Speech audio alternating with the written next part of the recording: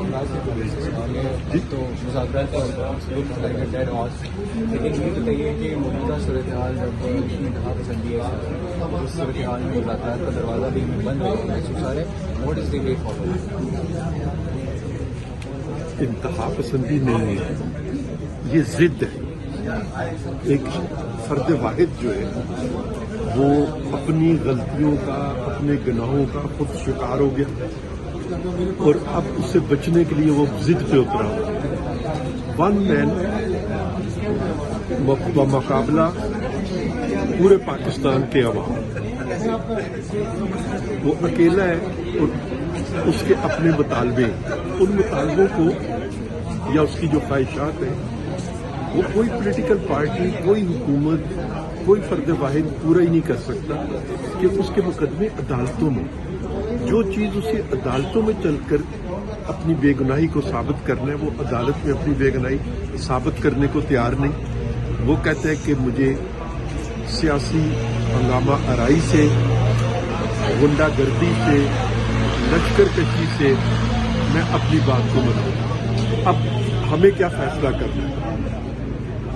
ریاست کو کیا فیصلہ کرنا ہے کہ کیا ریاست اس طرح کے دباؤ کے سامنے سرنگو کر لے اور ریٹ آف اسٹیٹ کو ہم ختم کر لیں؟ جس دن ریٹ آف اسٹیٹ کو آپ ختم کریں گے تو آپ نے میرے سے اوپر سے بھی ایک چھتری کو ہٹا دیا جو مجھے ایک احساس دلاتی ہے تحفظ۔ تو ایک شخص کی غلطیوں کی سزا ہم پورے پاکستان کے عوام کو نہیں دے سکتے۔ اچھا شریف صاحب، یہ فرمائیے گا کہ آج جو وکلا برادری اسلام آباد میں احتجاج کر رہی ہے اور کل سپریم کورٹ کے جج صاحب نے کافی نوٹ جاری کیا جس میں انہوں نے یہ کہا ہے کہ جو آئینی ترمیم ہے یا تو اس کو پارلیمنٹ انڈو کر سکتی ہے یا سپریم کورٹ انڈو کر سکتی ہے، کیا کہیں گے ان جج صاحب کی جو انڈرسٹینڈنگ ہے اس حوالے سے؟ کیا سپریم کورٹ واقعی میں پارلیمنٹ کی آئینی ترمیم کو انڈو کر سکتی ہے؟ اب میں دوبارہ آپ کی بات کی تھوڑی سی تردید کرنا چاہوں گا۔ وکلا برادری نہیں کرتا، وکیلوں کا ایک چھوٹا سا گروہ جو ہے وہ کرتا ہے۔ ان کی تمام تنظیموں نے اس کی مخالفت کی ہے، جو نمائندہ تنظیم ہے، اس لیے یہ برادری پوری کا نہیں ہے، یہ چند شرپسند لوگوں کا کام ہے جو آج وہ کر رہے ہیں۔ دوسرا، پارلیمنٹ کے بنائے ترمیم کی ہوئی آئینی ترامیم کو ختم کرنے کا اختیار تو کسی کے پاس نہیں ہے۔ پارلیمنٹ بالادست ہے، وہ اپنی آئین میں ترمیم کر سکتی ہے۔ اگر آئین کی بنیادی روح جو ہے وہ اس کے خلاف نہیں ہے تو اس کو کوئی ختم نہیں کر سکتا، اور کسی ایک جج صاحب کی منہ سے نکلا ہوا کوئی ایک جملہ جو ہے اس کو زیر بحث لانا بھی میں مناسب نہیں سمجھتا۔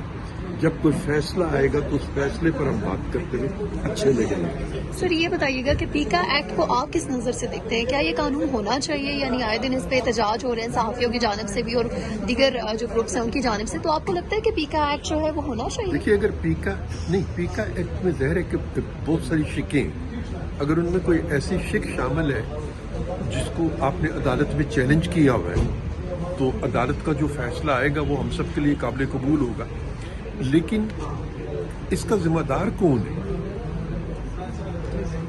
کیا وہ شکایات پہلے پیدا ہوئیں جن کے نتیجے میں پیکا ایکٹ وجود میں آتا ہے، یا پیکا ایکٹ پہلے آیا اور شکایتیں بعد میں آئیں؟ شکایتیں پہلے سے، اور شکایتیں صرف مجھے نہیں ہیں، شکایتیں صحافیوں کو بھی ہیں، صحافیوں کی تنظیمیں بھی اکنالج کرتی ہیں ان شکایتوں کو۔ تو یہ آپ ہی کی شکایات ہیں، ہم سب کی شکایات ہیں، جس کے نتیجے میں پیکا ایکٹ کا وجود آیا ہے۔ Thank you very much.